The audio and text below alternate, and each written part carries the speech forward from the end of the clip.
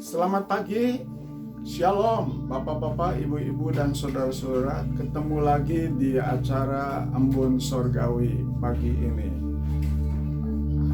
Hambanya akan diberikan kesempatan untuk menyampaikan firman Tuhan. Mari kita berdoa dulu.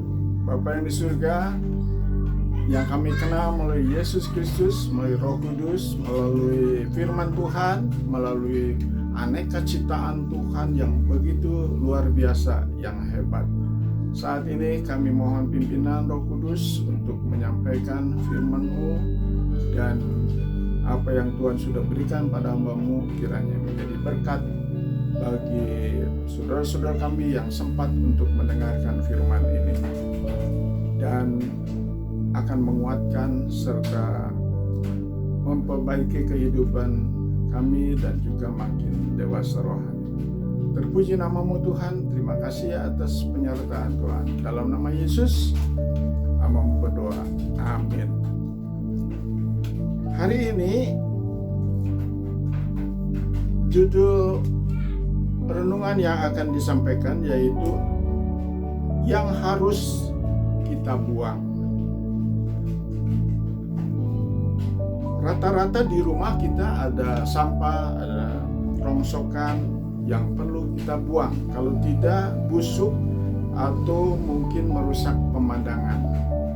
Terlebih lagi, kita harus membuang apa yang ada di hati kita yang berbahaya, tidak berguna, karena menjadi penghalang doa kita, seperti dalam Yesaya 59.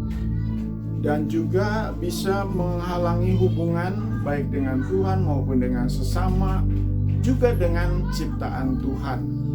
Jadi bisa merusak kalau hal-hal yang tidak penting dalam hati kita tidak dibuang. Seperti dalam Kolose 3 diambil ayat yang ke-5 sampai ke-9. Karena itu matikanlah dalam dirimu segala sesuatu yang duniawi, yaitu percabulan, kenajisan, hawa nafsu, nafsu jahat, dan juga keserakahan yang sama dengan penyembahan berhala. Semuanya itu mendatangkan murka Allah atas orang-orang durhaka. Dahulu kamu juga melakukan hal-hal yang itu ketika kamu hidup di dalamnya.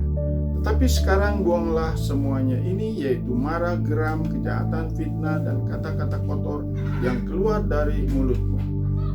Jangan lagi kamu saling mendustai, karena kamu telah menanggalkan manusia lama serta kelakuannya. Jadi ada istilah meninggalkan, menanggalkan, membuang, juga mematikan. Apa yang harus kita buang? Yaitu yang pertama, sesuatu yang duniawi. Kita ingat ada seorang pemuda kaya yang ditanya apakah sudah melakukan firman Tuhan. Dia katakan sudah semua. Tetapi ada satu yang mengikat, yaitu harta dunia, sehingga keduniawian yang menjadi utama bagi dia. Akhirnya ia sedih dan tentu tidak terpakai di hadapan Tuhan. Itulah sesuatu yang mengikat, yang harusnya kita mengutamakan Tuhan. Yang kedua yaitu harus membuang percabulan. Mari kita ingat akan istri Potifar yang menggoda Yusuf. Syukurlah Yusuf punya 2 T, yaitu takut kepada Tuhan, sehingga ia menang dalam menghadapi godaan pencobaan atau percabulan ini. Kemudian yang ketiga yaitu kenajisan. Kita ingat akan Raja Nebukadnezar yang sudah begitu jaya, tetapi karena kesombongannya maka ia mengalami penderitaannya, yaitu bagaikan burung, kukunya juga jadi panjang, sungguh sangat menyedihkan. Bersyukur ia suatu hari ia bisa sadar dan bisa tobat kembali seperti waktu Daud. Yang keempat, kita harus buang hawa nafsu, ya. Hawa nafsu kita. Saya ingat akan Yoab karena dia nafsu kepada Abner. Sebetulnya Abner sudah bertobat dan dia mau diterima oleh Daud, tetapi sayang di dalam hati Yoab, ia tidak bisa membuang hawa nafsunya atau dendamnya karena saudaranya dibunuh oleh Abner. Sehingga Yoab terus akhirnya dia melaksanakan kejahatannya, yaitu membunuh Abner. Yang kelima, mari kita buang keserakahan. Kita ingat akan Ahab, sudah kaya tapi ia ingin kebun orang lain, yaitu Nabot. Akhirnya kejahatannya didukung oleh istrinya, yaitu Isabel, dan Nabot akhirnya dibunuh. Itulah bahayanya keserakahan kita akan merugikan orang lain. Yang keenam yaitu penyembahan berhala.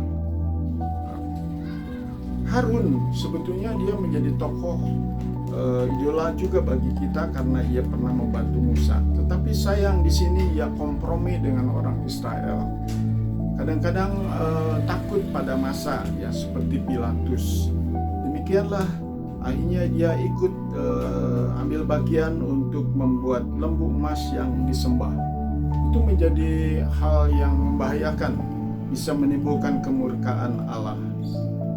Lalu kemudian marah atau geram yang dilakukan seperti Haman karena ia benci kepada Mordekai, lalu ia membuat tali gantungan, tapi kita lihat pada akhirnya malah tali gantungan itu menjadi milik dia yang harus disulakan. Kemudian kita harus membuang fitnah, ya. Kembali lagi kepada istri Potifar yang membuat fitnah kepada suaminya, padahal ia yang bersalah yang menggoda. Dan yang terakhir yaitu marilah buang kata-kata kotor kita. Ini yang menarik bagi saya, yaitu seperti dalam Yakobus pasal 3 ayat 2. Jamu lipi, jaga mulut lidah bibir kita. Jangan seperti Simei yang begitu kotor. Syukurlah Daud yang mengampuni, tetapi akhirnya pada waktu Daud diganti oleh Salomo, Simei tetap kata-katanya kotor sampai akhirnya ia juga dihukum oleh Salomo. Nah, itulah yang perlu kita buang di dalam hati kita supaya kita punya hubungan dengan Tuhan, juga saluran berkat akan mengalir pada kita. Dan berbahaya kalau kita menyimpan hal-hal yang seperti diutarakan Paulus kepada jemaat Kolose. Harus mematikan, harus membuang, harus melepaskan, harus menanggalkan. Lalu kemudian sekarang diganti baru, ya, di dalam Kolose yang terakhir, Kolose 3 ayat 12-17. Karena itu sebagai orang-orang pilihan Allah yang dikuduskan dan dikasihinya, kenakanlah belas kasihan, kemurahan, kerendahan hati, kelemah lembutan, dan kesabaran. Sabarlah kamu seorang terhadap yang lain, dan ampunilah seorang yang lain apabila yang seorang menaruh dendam terhadap yang lain. Sama seperti Tuhan telah mengampuni kamu, kamu perbuat jugalah demikian. Sebagai kata-kata terakhir, ada seorang teman saya, dia keliling gereja, mengapa tidak masuk kebaktian? Karena ia benci kepada pendeta itu yang berkhotbah, mungkin pernah tersinggung. Lalu saya datangi dia, saya berkata bahwa anjing borok huntuna bodas, yaitu anjing yang kudisan, giginya putih. Apa maknanya? Saya berkata kepada bapak itu, Pak, kita tuh harus melihat orang itu kebaikannya, bukan hanya kekurangan saja. Akhirnya ia punya hubungan baik, akhirnya ia juga hadir di gereja, berhasil, puji Tuhan. Harap bapak-bapak, ibu dan saudara kita juga, mari kita rela membuang dan menggantikan dengan kasih sayang kepada sesama. Terpujilah Tuhan, kiranya menjadi berkat. Amin.